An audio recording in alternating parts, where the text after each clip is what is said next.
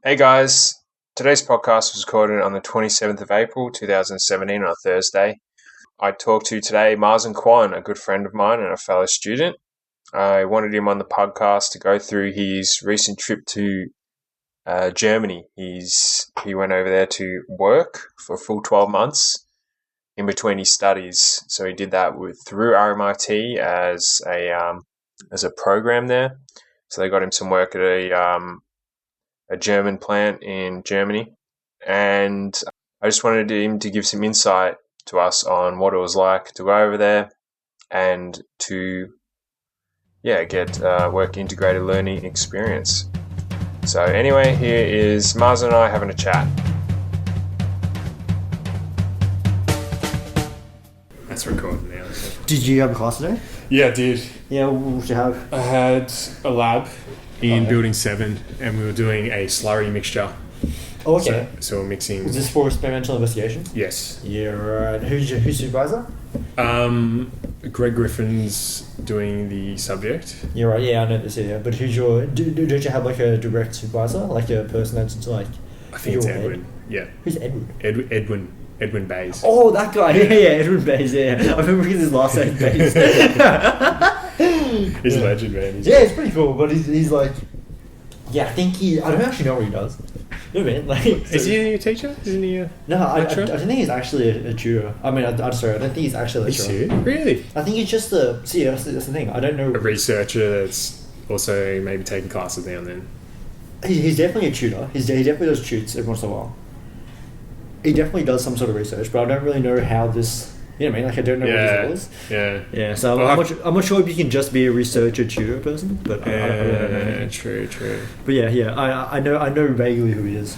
He's good. Yeah. But we're doing this experiment, and last week he told us to do it a specific way and make sure you look at the particles so they're sort of moving around, swishing around the water this way. Yeah. And then this week it just didn't happen. And it was just like, what are you doing? You're doing it all wrong. And we were just like, we were looking at it completely wrong. Yeah. And I think you realised, but luckily the first week didn't mean anything. Oh, okay, it was one of those ones that everyone just did it. So what's been happening? How you been? I mean, what have I done the last few weeks? What did you have today? Did you have class? Nothing. I'm going to go into lab later today. So yesterday I did some just like preparations of samples of finding a project. It's friggin' shite, guys. But and then like today, essentially we got to rinse something, like rinse some sample. Okay. And now we just got to dry it. So we put it into the oven for 24 hours. Pretty much. So I've got to go collect it today and look at it, see if it's not destroyed or whatever. So I got to let's say collect the samples and look at them, and then tomorrow we have more testing. So it's just pretty testing galore and samples galore. So this is for your research project.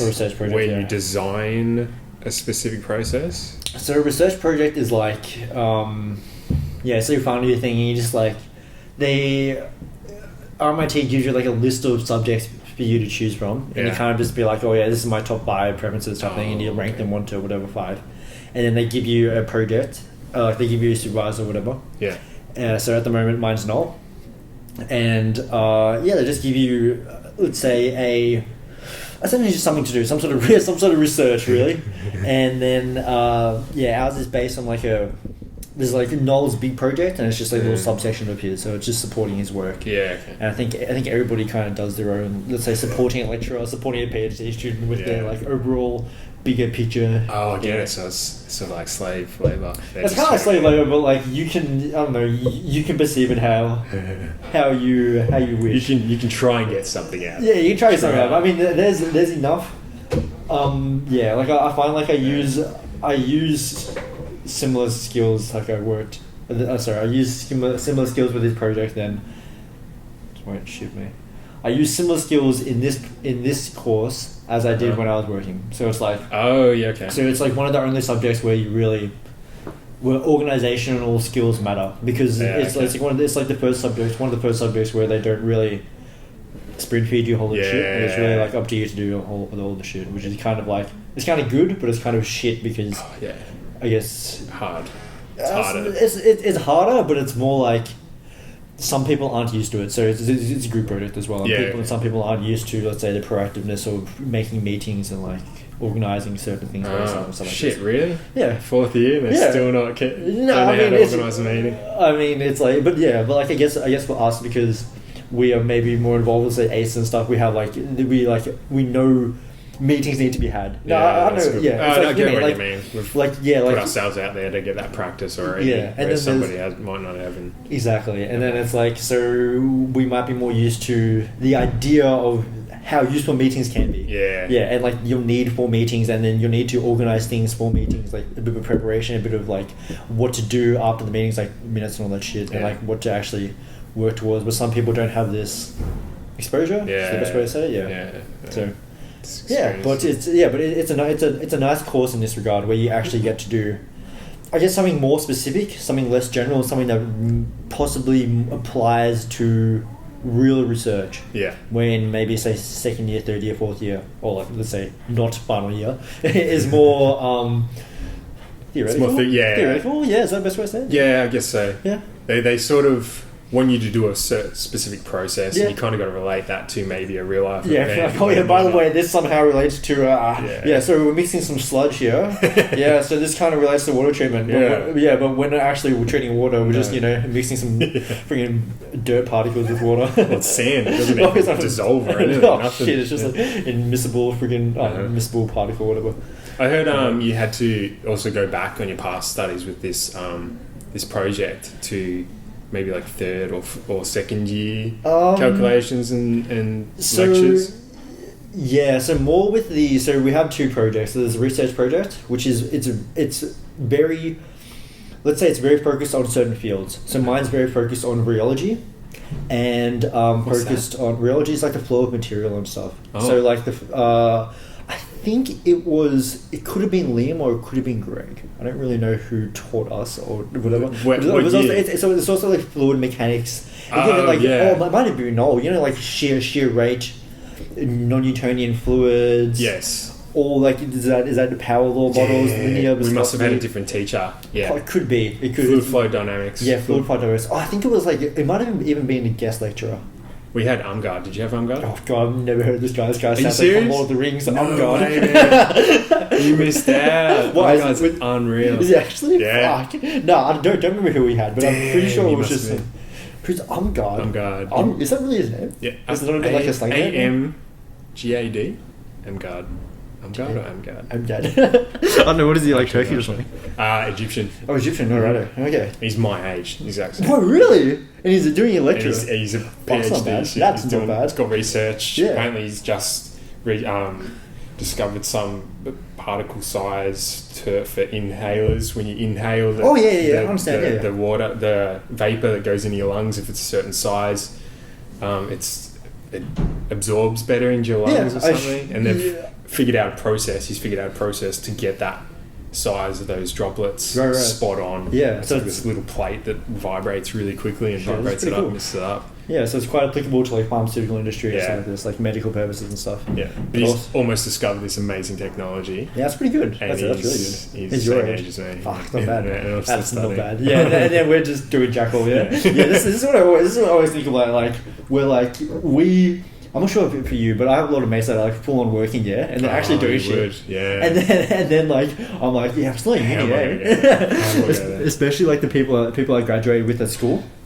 So you're 5th year now, right? Well, I'm in 5th year of my degree, but I've been at uni for 6 years. Because I did the year in Germany. But like it's some people do 3-year degrees, Yeah. So and they would have been working for 3-year degrees. Yeah, because you can do 3-year degrees. Can you really without the honours? No, not chemical engineering. I mean, like they do like say IT or some shit. I get you. And then they're working at like these say big firms. Yeah. And they're working like 3 years. And I'm like, oh yeah. And those they're just consultancy firms that you want to get into as well. Like all this shit. And I'm like, I'm still at university. And like, I'm like, what are you doing, man? Yeah. I'm like, oh yeah. And they all like move out and like buy like and I'm like, fucking what the fuck, man? Like I can't so even. Jealous, I'm like, shit, man. It'll be really good to not be POV. Yeah. But then again, it's whatever. What can you do? Pretty much. So you got anything lined up after uni yet? No, I don't. So I know.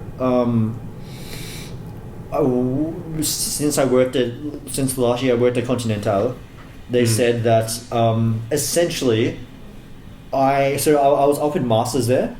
Ooh, to do masters there, okay. but legally by the German government, I'm not allowed to do it because something I don't really know exactly the legal thing there, but it's something like since I was there for a whole year as a student, the German government can't rationalize another year for a student. Yeah, okay. So it's something like this. So like they need to give you like a work permit.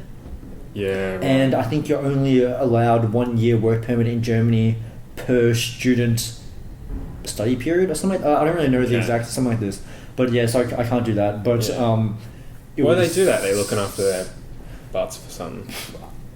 I don't know. I don't really know. But it's essentially what's offered, but I can't do it. But I know that essentially because it's internship that if I apply, I can get to the assessment center, no worries. Like this is essentially it. Then it's pretty much up to me if I want to get it. You know what I mean? You know what I mean? So it's like so you know what they say, like get you from the door and shit. So my foot is like, let's say, in the door. Okay. And it's stopping it. Yeah, and then it's still there. And it's just trying to slam it. It's essentially the door's open. My foot is essentially in it, and it's up to me if I want to apply for it. If I want to put the effort into making like getting all the questions, knowing exactly what the position is, not picking a position, but like getting all my hitting all the requirements and whatnot. A master's is a big step as well. It is. So it's actually, I believe it's actually 2 years on our current degree. So yeah, it's a lot of work. It's a lot of work and it's a lot of time. But the issue is another 2 years of study. Exactly. It's a big commitment. It's fucking after 8 years. 6 years. Yeah, I know. Another 2, 8, far out. The issue is though, in Australia, it's quite easy to get a job without a master's. So you can apply for most grad positions are it's just a bachelor degree from memory just looking around. But in Europe, they really, really want to the minimum, the minimum is a master's degree. Shit. So on grad programs, it'll say we are let's say the company, we are this company, we do X, Y, Z. Yeah. And then they say we want you to, and that's like a dot point thing. It's like you are preferably a master. You have preferably completed your masters, and it's like preferably PhD, and you're just like, what the fuck? And I'm like, yeah. So I don't really hit this, but then it goes down to like you have international experience, you have good because they all want English skills. The big international companies. Even though it's in Germany, they want good English skills. So these companies are all international companies, and I guess the national, the international language is English. Yeah. So they want to be able to converse in English, but obviously it's a German company, so you still need to have like a basic understanding of German. Or at least I think they phrase like a desire to learn German or something like this. Okay. So but primarily they want. The company speech, the company language, is English. Yeah. Because they want to promote this international business thing, so they can, talk to America and say China. Yeah. Because obviously Chinese people, well not obviously, but most Chinese people won't know German. No. For example. So they'd go English because America's superpower at the moment. Exactly. And I guess So somehow England or the UK and America are like the two, or one of two of the bigger economies. So, Isn't that amazing that we've got the best language you can I know, and we're just locked out pretty hard. We're lucky, man. Yeah. Born on the right patch of earth too. Pretty much. Yeah, no, not some freaking America. Where we can study just a bachelor's and get a good job after that too, and don't have to have a master's. Exactly. Yet. Yeah. It's probably going to change. Yeah. I think it'll change because there's a lot of there's a lot of people with bachelors. There's a lot. And you saw, I'm not sure if you know, but last year, not many people got grad offers or job offers or 70% or something. Yeah, I remember Margaret gave a number at that career scenario, but it was, which I feel like still higher. I feel like that was higher than it actually was. But I'm going through it now, and it's hard. Trying to get the vacation stuff. For you, getting back work is pretty hard. Yeah, it's hard. So I mean, when I tried, it was very hard as well. I locked out pretty hard. It would have been harder as well because just when the crash was happening with oil and stuff. Yeah. But in the end, I say I think it was iterated as well at the career scenario, but really if you don't look at the pure hardcore chem eng jobs, there's still jobs in other areas. So there are back positions in other areas. So other engineering jobs, is that what you mean, or do you mean just... I mean, like, so ones that aren't traditional engineers, so ones that aren't oil and gas, ones that aren't... Yeah. Even, I would say water treatment is still...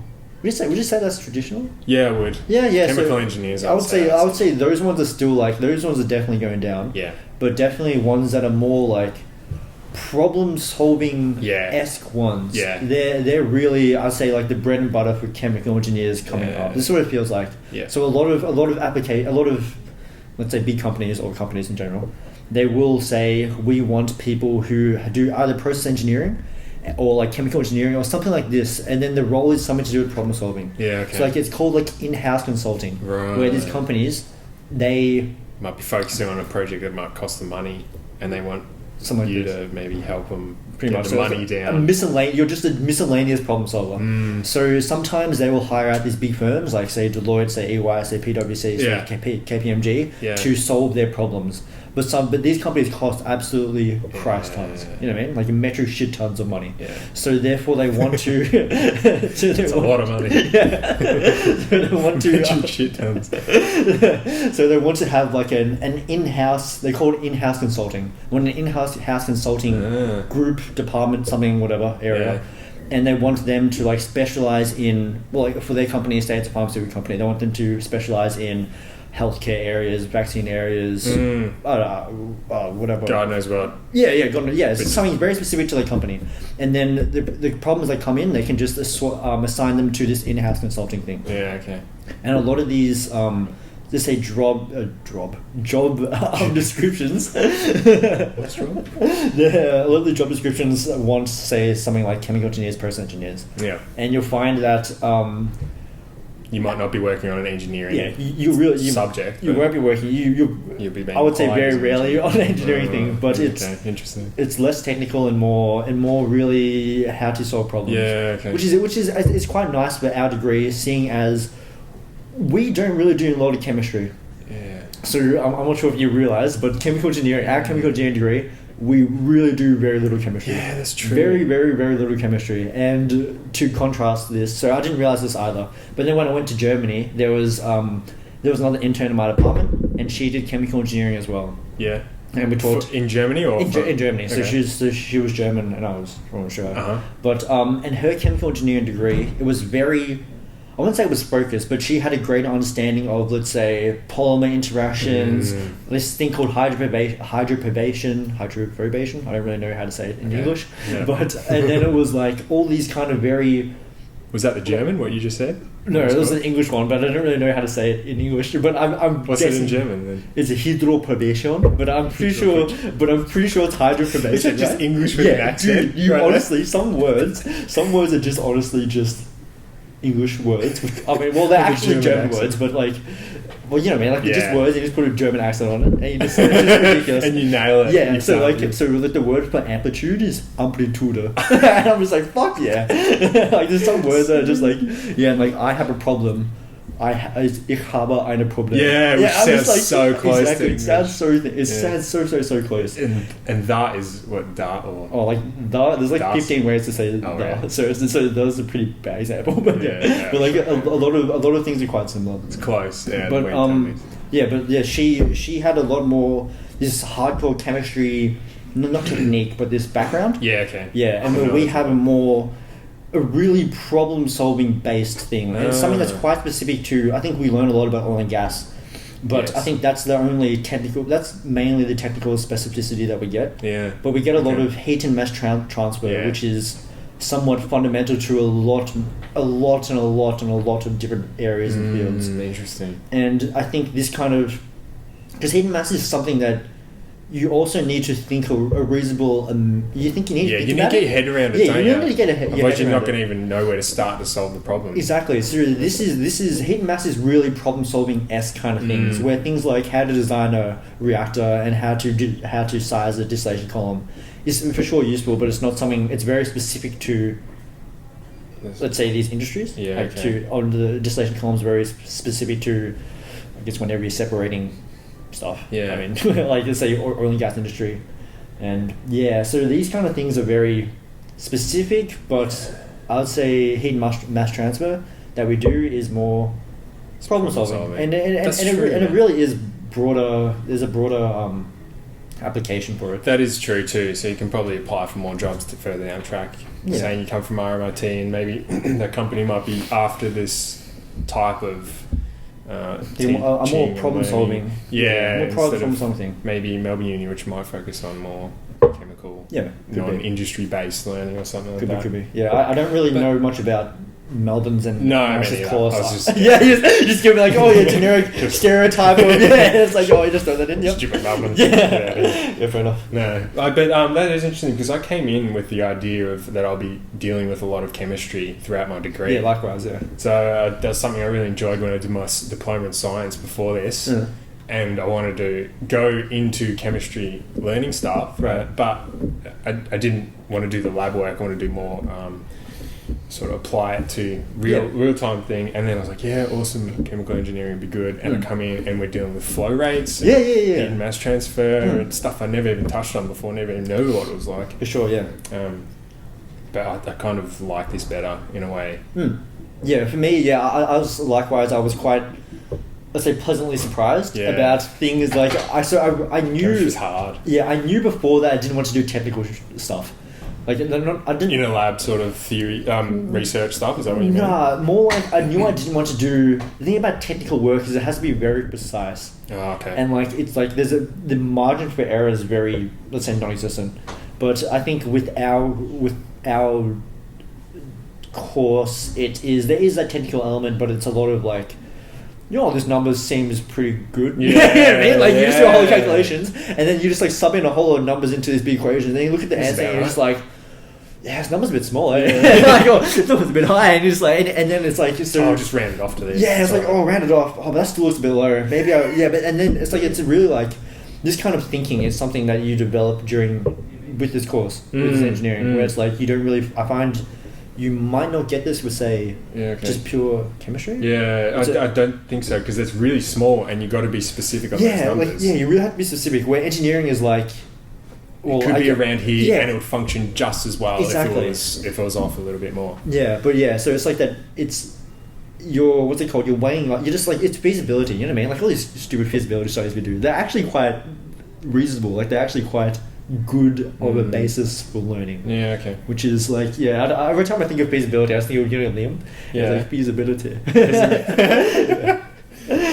But when did you do that? When did he have a subject? Yeah, it must have been like second year or first year. But he said feasibility because it was at that point in time where we didn't really know anything about feasibility studies, but he would just use the word as if it was like it's gold. Yeah, the gold, like the gold standard. Yeah, if you did this feasibility study, you're bringing gold. But and we didn't really know what it was. Any phone interview, just feasibility. Yeah, just like how you going? And it would be like, so what did you do at uni? Just feasibility studies. And I'd be like, sick. Good enough. You're done. You're in. I wish. Oh, that'd be so good. I had a call with BHP the other day. Oh, you said yeah, and have you got a reply? I don't think I did. Yes, I did. Yeah? I didn't get it. Oh, that's sad. I know I shattered. I knew where I stuffed up to. Yeah. I didn't relate my stuff, the experiences I was talking about, to BHP's. Like the specific BHP, like oil and gas stuff. Well, their values, if that makes sense. Oh, yeah, I understand. Yeah, diversification. Yeah, like all like, globalization and stuff. I understand. Okay. I know I fucked up straight away. Yeah. I mean, after it, I was like, damn, I could have just linked it here. Yeah, I think it's something that you just need to like. Once you screw up a few times, you'll realize you'll realize where you made the mistakes and you'll get better. Yes. Like it's really just like. It's I wouldn't say it's a game, but you know what I mean. Like it's like so. You got to practice. Yeah, you got to really practice. Like it's the same as like you know these people have like Tinder game. You know what I mean? Like Tinder game. Yeah, man. Like it's a similar thing. You just got to practice. Yeah, right. Heaps and I'm not sure. Like you. If you ever talk to, if you got any mates that really like, they're really not addicted to Tinder. I've got one, mate. But they're really like, they really love just chatting up girls and shit. Yeah. Like I think it's like and they're they got a special way to do it. Yeah, like and I think you need. And you got to practice that way. You really need, I think you need a similar way to approach interviews. Like you really need to like fuck up a few times and really analyze like, okay, this is where I screwed up. And like I've talked to mates, a few of my mates are really into Tinder, right? And they just full on analyze how to how to pick up girls. I'm like, shit, man, like this is you're definitely spent so much time in this, and I'm like, but like, how about that you're just like a really good bloke and just apparently that doesn't work. Apparently it doesn't work. apparently you need tricks and friggin' you need wit and all this like all this whatever. But shit. apparently it doesn't work. So they've apparently got all this stuff down pat. So for those people that are shit about the Tinder game, there's still hope for them. They're just not doing well. Yeah, right? They can practice. And I think with the practice and a lot of perseverance and thinking, it's possible. I guess that comes down to everything, hey? Yeah, it comes down to everything. But I think it applies a lot to Tinder. Mostly Tinder. Yeah, mostly with the Tinder, but also interviews. Interviews, absolutely. In interviews. I mean, you'll see like, so for example, I remember I applied for GSK for an internship as well. Yes. And this was a very, very, very, very, very... Oh God, I was going to think... I was hoping I'd think of a word when I was saying very many times. It was a very long process. And it's... Yeah, so you do like an online... you first do your cover letter and your CV and all that shit. And then you do like an online... Not an online assessment. Is it a test? Yeah, like a test. What do they call it? An aptitude test. Aptitude test. Yeah. So they do one of these aptitude tests, and it's like reading comprehension. So it's like English. It's like English shit. Damn. And then it's like how to read a graph. Essentially, it's just your ability to like look at a graph and quickly get information from it. Like, they have a pie chart. They got a timer. Yeah, so it's a bit of time. It's a bit of accuracy. It's like time and accuracy. Like like these are the two parameters they check you on. And then there was also like a logic one where it's like you have like 15 dots and it's like a sequence. Like these 3 dots equal this number. These a triangle, a dot, and everything. And it's supposed to work out. You know, it's like very simple. It starts simple and it gets really like ridiculously impossible. I know. I did the Deloitte one. Oh yeah, I've done that one as well. Yeah, it's pretty. Yeah, it's with very the faces, similar. and you have to. And the faces move the dots or something, or maybe the pictures, and each picture added up creates a different picture, and you got to get this final picture at the end. Yeah. It's like a lot of. It's really. First two are easy, and then it gets hard. or not too bad, and then it gets insane. It's really hard. Yeah, it gets insane. So, like, I would say most big companies have this, and even for internships, even for back work, they will have this ridiculous process. Yeah. So, do you have to ace it to get past it? I think you have to get above. I think for the aptitude test, you need to be above a certain threshold. Okay. So I think as long as if you hit above the threshold, then. This is enough technical ability. Oh, okay. So this is, from me, my understanding is this is just like a good way to separate. So I think everybody that sends in a CV and a cover letter, you essentially get put into this online thing. As long as you fill in all the forms. I think you go into this aptitude test, and then this is their way. And then with this, they say like, you need to. Well, I don't say it, but like the program is programmed to say that these people need to get above this level of, let's say, visual logic, whatever accuracy, the hell it is. In order to progress to the next thing. Yeah. And the next thing might be, say, a video interview. Yeah, right. Where it's just like, and they'll send you an email like, we invite you to, participate in our, congratulations. I was like, congratulations, you've made it. You made it to the next step of million steps. Like, and then it's like, please complete this video interview between X days and these days. We will let you know, blah, blah, blah, blah. Yeah. You're like, cool. And then it's just like an interview that asks you some basic questions like, give us an introduction about yourself. And you're just like, why do you want to work for this company? Tell us about a time where you blah, blah, blah, blah, blah. Yeah. And it's like, and then they'll always say like some sort of value. So to give you... What do you mean? Value? Some sort of... So on the website they'll have like, like our culture or our values, and it'll have like... So I know for...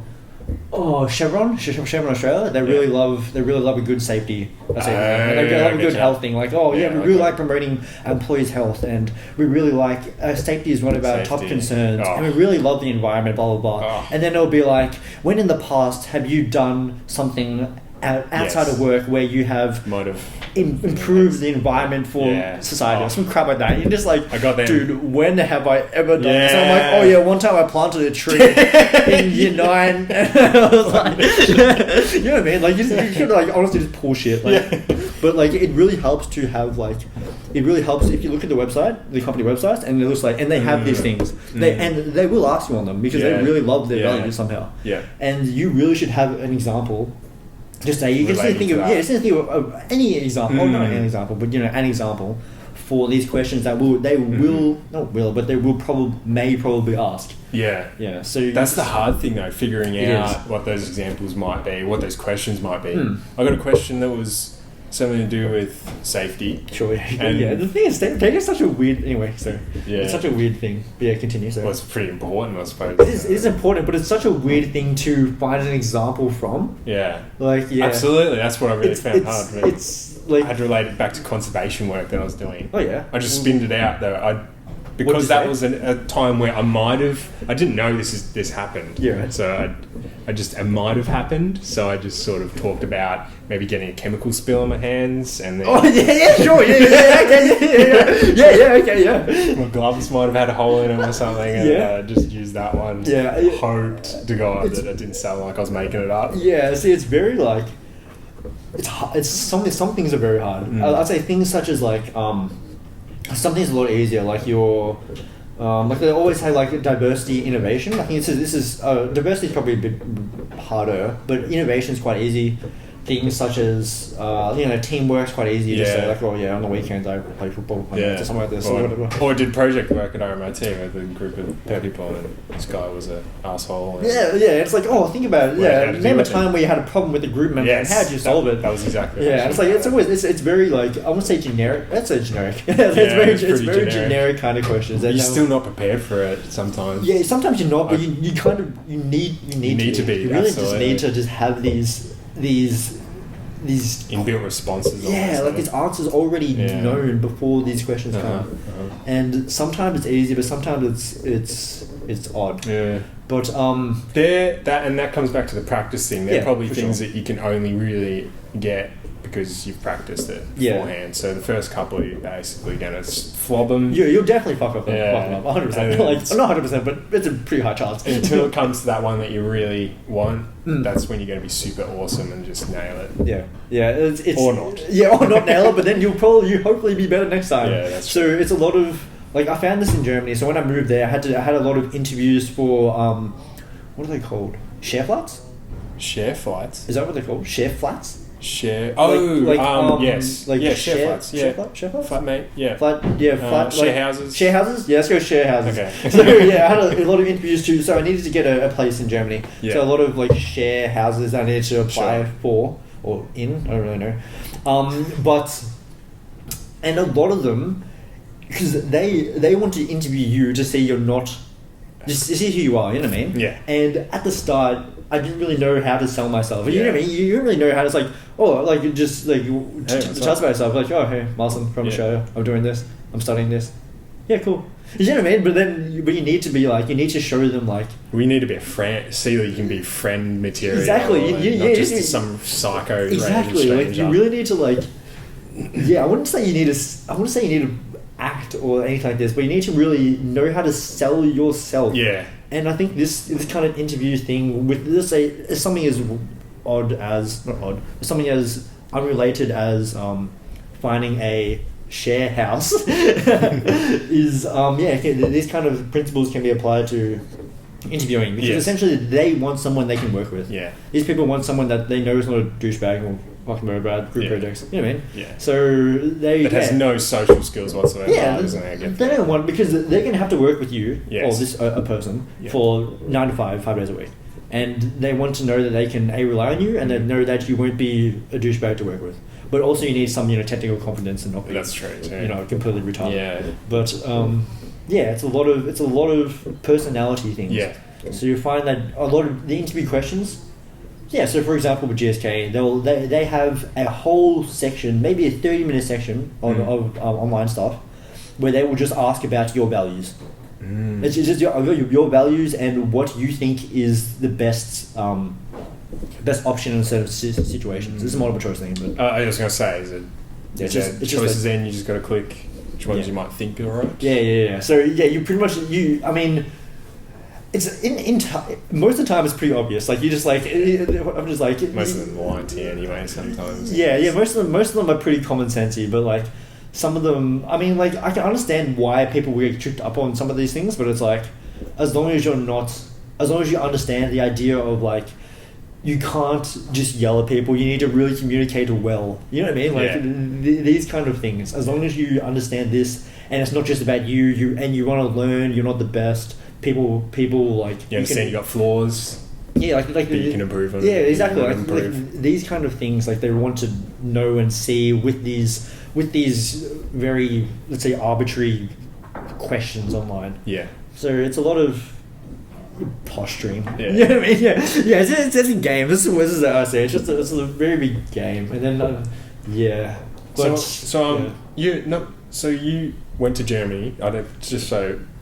Bring people up to date. You were in Germany last year. Correct. For the whole year? Correct. So for 12 months. 12 months. And was that working or just learning and working? That was... It depends what you mean by learning and working. so for sure I was learning whilst working, but I wasn't at university. Yeah, so I wasn't studying whilst I was there. So it didn't count to any credit points? Let's say no. So no, it didn't. It didn't count. So I know there...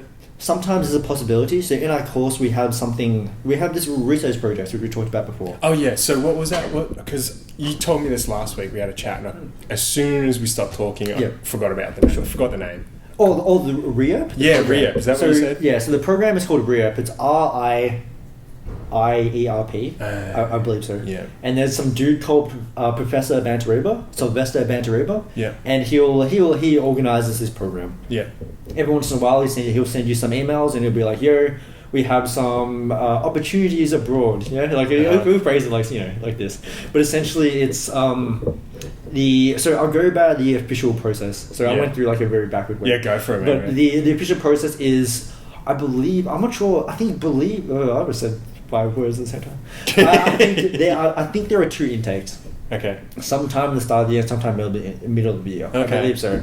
And for a full year, both full year. I believe so. So the idea is like before the first semester and before the second semester. Okay, so then you don't like miss university or whatever.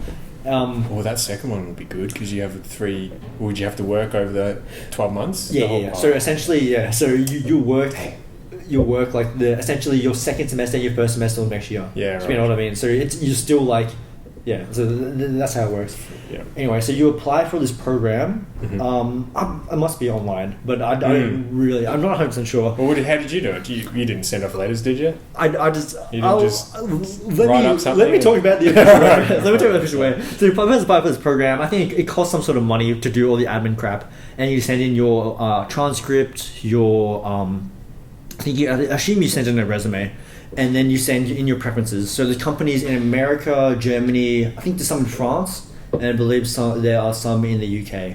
There might be other ones, but I'm not sure where they are. But I think the predominant ones are those 3 countries. Okay. So if you get accepted into the program, you will have... I believe you also have an interview with Professor Bantareba. Oh, okay. So he'll invite you in and be like, "Oh, why do you want to work abroad? Okay. Why do you?" It won't be like a job specific interview, but it'll just be like your motivation or something. Sure. See if you're the right candidate for those companies. Pretty much. Plus, it's good experience. It is. So I believe unless you're completely stupid and unprepared. Then he'll let you progress to the next stage. But it's just a screening process. I think it's to show keenness. I think this is my feeling of it. Okay. And then after that, they'll hopefully one of the companies will. So he sends off your application to this company. Sorry, correct. Yeah. So he'll send up to I think assume the top one first, and then the second one, blah blah blah. Of your preference. Correct. Oh, yeah. And then this company will probably email back and be like, this candidate seems alright.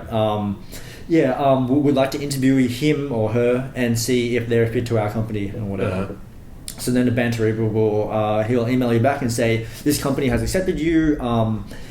Would please come in for an interview at this time, or if you can, what time works for you." Sure. And then you'll go into his office, and then it will be like a telco, and you'll talk to. In my case, it was my 3 supervisors. So I had 3 supervisors at Continental. Yeah, okay. And so I talked to them on the phone, and so this is in front of Skype, or is no. It's just honestly like a. They're in a conference room. So they're for sure in like some sort of very official room, but you're honestly just in a banter's office, and like halfway through, maybe like they've got a picture of you on the wall, the phone's there, speaker, the mouth's going like this. I have no idea. I have no idea what they're doing, but essentially, it's very. I'll get to it, but yeah. So Banter just walked out within 5 minutes of my interview. He was like, "Oh yeah, so I'm going to go get some coffee or some crap," and he just walked away. And I'm like, Yeah, because I was under the impression that he'd be there and really support me in case any technical problems happen with the phone or anything, because I don't know anything about the phone, right? Okay. So anyway, halfway through the interview, the phone shoots off. but it all worked out. serious? Yeah, but it all worked out in the end. But Icebreaker. yeah, it was. Like, oh yeah, it just broke up. Yeah, but What yeah, happened? it was. I don't know. It was okay. It was okay, and it worked well. It was just very. Did you feel like you did well in the interview? I think I did well, but for me, the interview was quite easy. For me, the Continental interview was quite easy because I think they assumed. So I talked to them about it later, but they assumed that Professor Bantaruba had really strictly screened us before we got to that stage where we got to Continental. Yeah, okay. So they were under the impression that as long as they're Got not a good student here. yeah, we got a good student. Everything they've hit all the requirements by us. Boy, were they and wrong. That's like, Is that oh, what you were yeah, thinking fucked up, yeah. when you were talking Yeah, about it? well, when they told me in Germany, I was like, "Whoa, you are so wrong." Yeah, but I say, and then Nah, man, you seem like a really I was active I was, person. I was very lucky. That's probably what. So anyway, that was the official way. Yeah. And then the way I went was, so Vancouver, every once in a while he'll directly message everybody and he'll be like, there's a position at, so I applied for BMW. Oh yeah. And then he was like, yeah, we're just looking for interest for BMW. It will start, I think, in 2 months or 3 months or something like this. So I'm like, yeah, sure. I didn't have back work at this point, so I was like, yeah, I'll apply for this position. And then send in my resume, transcript, all that stuff. And then he called me back maybe 4 days later, and he said, look, your GPA isn't high enough. So my GPA is very, very poor. And then I'm like, crap. And then, but For BMW. So he's like, yeah, so BMW doesn't want to take you because of your GPA. Mm-hmm. But there's a company called Continental, they make tires, they're in Hanover. They're looking for a student that does engineering but has this background in science. So I do a double degree in engineering and science. So it was very nice to me. And it pretty much said, Perfect. look, if you want to go to this place, I can send your resume over and see what they say. Oh damn! Yeah. And then I'm like, yeah, sure. Like for me, it's like, sure, like Just whatever. Yeah, sure. I'll apply. I'll Didn't get a BMW. Yeah. So then a few days later, he called me back and was like, yeah, so Continental messaged me back or email, whatever. Yeah. And they said, yeah, like they'd like to interview you for a position. Oh, sick. And then when the Banter was up, had the interview, and then it was you had another one. So you had two. So the first one was with these representatives over in Germany that would give off the resume to these other companies, and then you had an interview with the actual company. Oh no! So this RIIERP thing is RMIT specific. So this is an international organization. It's just some guy in the office in building maybe 7. Okay. Yeah. So the process is, you send your resume to this guy at RMIT, and this guy at RMIT is like the connection between the companies and RMIT. So he will organize all the stuff, and he'll send your resume and all the stuff to the people at say Continental, and then the Continental people will contact this guy, and then this guy will contact you. So this is like, there's always like an intermediary of this guy that organizes, and he really organizes all these programs and stuff. That's really cool. Yeah. So I was lucky because my GPA wasn't high enough to actually hit the requirement, and also I didn't have to go through this ridiculous process before. So I really just replied to an email. Nice. And I got it, but... Was that later in the year that you applied for it, or was it earlier? Yeah, so I applied maybe like 2 months before I left. Yeah, right. Yeah, so it was a very quick kind of thing. It was a very last minute thing. Yeah. Which was, it was very good. I mean, yeah, like my experiences there were really, really good, and they were... See, here's the thing. So in Germany, they also have a GPA-esque kind of thing. Mm-hmm. But the thing is, their GPAs are... So 1 is really, really high, and 4 is really low. So it's the opposite way. Okay. So for here, it's 4 is really high, 1 is really low. Right. Since my GPA is very low, it looks like it's really high. So when they saw my transcript, they were like, "Wow, this guy's pretty good." And then I remember in my last month. Is that for real? 100% serious. And then in my last month, there was because apparently I did quite a good. Well, they said I did a really good job, blah blah blah, and they wanted to get a replacement for me. And they were like, look, we have an application from the same dude that I sent my application to, the same program, and she sent us our resume. She sent her transcript to us, but we don't really know what to look for type thing. Because it's like at 4. Yeah, and because her GPA was like 3.8, which is really good, right? Yeah, but for them it looks terrible, right? And then just like 3.8 like really like bad. I'm like, no, that's really good. Really good. And then they were like, so then we had classes like fundamentals, and she got like an HD or something like this, and they didn't know what HD went on the high and all this stuff. Oh, they don't have HDs and stuff. Or they don't call it HD because it's in German, you know what I mean? Because HD is English, true. But and then they'll ask something like, so in order to understand how complex a course or a subject is, they need to kind of compare it to something else. So they knew I was pretty capable and whatever for this 12 months. So they could use me as a basis, and then they were like, she got this mark in this course, which is very high, but we don't know how difficult this course was or whatever. So then in order to do this, I wanted to see my transcript to compare it with hers. And I've got my transcript, and it's like freaking 5 fails and like all this shit, and just like, Marson, what have you done? Like how'd you get here? I'm like, look, I don't know. But Charms. They were, I guess, that's awesome. they were pleasantly surprised that I wasn't retarded. Yeah, and they were really, really happy with what I did. Good. And like I said, they offered two departments offered me different masters. Yeah, wow. And they essentially offered me a grad position if I really wanted to. So it really goes to show that GPA really isn't everything, because it really if I compare myself to other interns, I can see the difference. I mean, there were interns that I don't know, maybe they expected something different from the internship. I think if you go in there wanting to learn, wanting to improve, wanting to really get the most out of this whole experience, then I think you will do well, and you'll learn, and you'll make a really good impression. Yeah, and people will want you back and all these kind of things. Going off by somebody that might be a manager there as well, I would definitely go after that student that wants to improve, wants to keep learning, even though they might have not have done it as good. But if somebody thinks they know everything already, probably wouldn't hire them.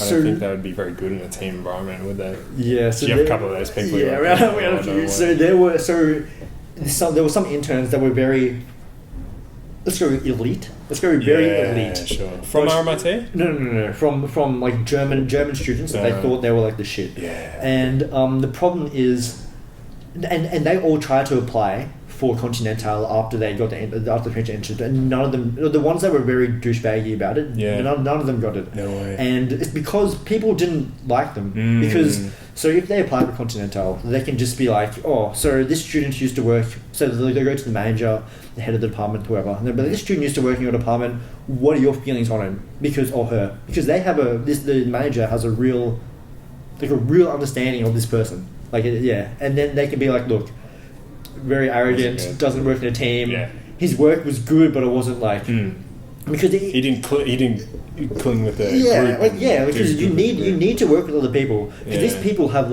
these other people have 20 years of experience. They have PhDs in something extremely specific, and if you can't get their knowledge, if you can't incorporate it into your presentations, into your work, then you're losing all this value. And these people, I don't know, maybe they just didn't. I don't know, maybe they thought they knew too much and they just didn't include all these things, or they didn't go out and seek this information. Yeah. Maybe they used to finding everything in a book. This as well. Yeah, they might have they might have thought they had enough. They might have.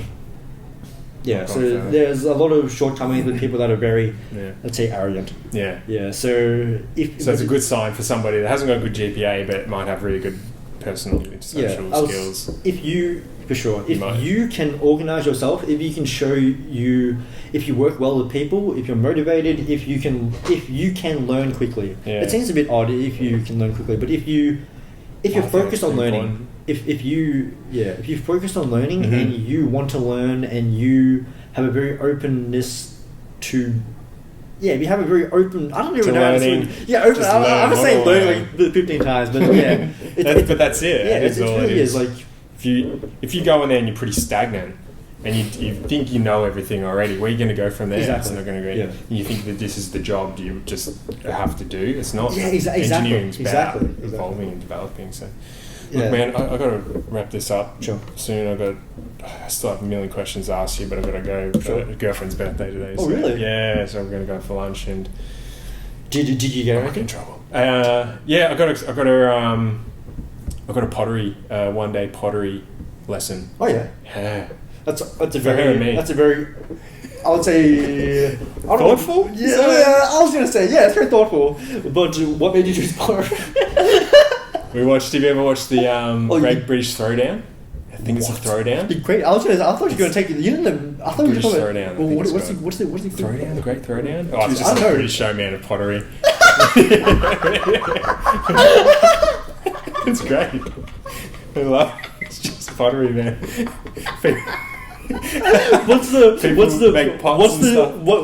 big draw card? Like, is it a competition or? Yeah, it's like it was like MasterChef, but it's bake-off. pottery. They have a bake-off. You have a British Great Yeah, British yeah, bake-off I know or that. something Yeah, like I know. Well, it's just like a pottery version of that. And we were just watching that, and we full got into it. Oh my We got into god, man! So And- what's the like? So like MasterChef has like the crock and bush, yeah. Yeah, crock and bush. What's good what's the pottery question. equivalent? Like, what's I don't know. the innovative freaking pot that they just be like, oh, my God, you made this pot, you're a freaking legend. You know what I mean? You can do it all now. Yeah. And I think it might have been bone china, making something with bone china. Oh yeah, like very very porcelain kind of stuff. Yeah, fragile stuff, white stuff. Yeah, man, I can tell you're a pottery I'm into expert. it, Yeah.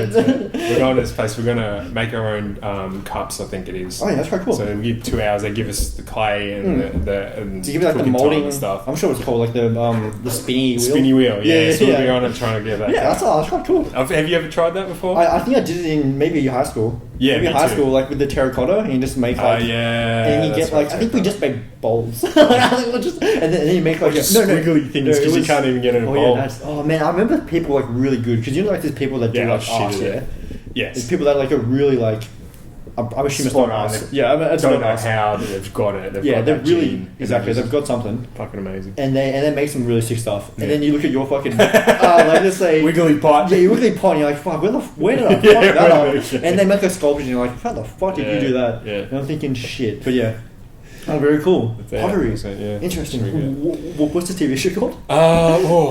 Pottery throwdown. Pottery the throwdown. Sounds like I some think sort it's of wrestling thing. the Great British Throwdown, The maybe. Great British Throwdown. It's got throwdown in it. Okay, so, I mean, you're very, And it's about pottery, it's nothing and it's that's- British, apparently. British, It's that's it. British, something, the Great British Throwdown. Yeah, right.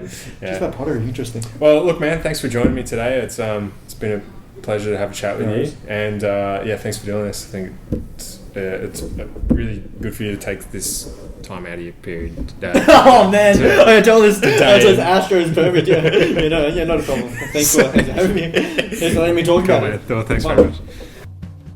Marson Kwon, thanks for joining me, man, once again. Thanks everyone for listening and tuning in. Hope you enjoyed it. I'd like to thank AV Loans as well for the mic once again, and our just RMIT for having the room for us. We did it in the library. It's pretty cool. Not much interference. It was good. It's nice to have those places around uni. Alright, guys. Thanks for listening. I'll see you next time.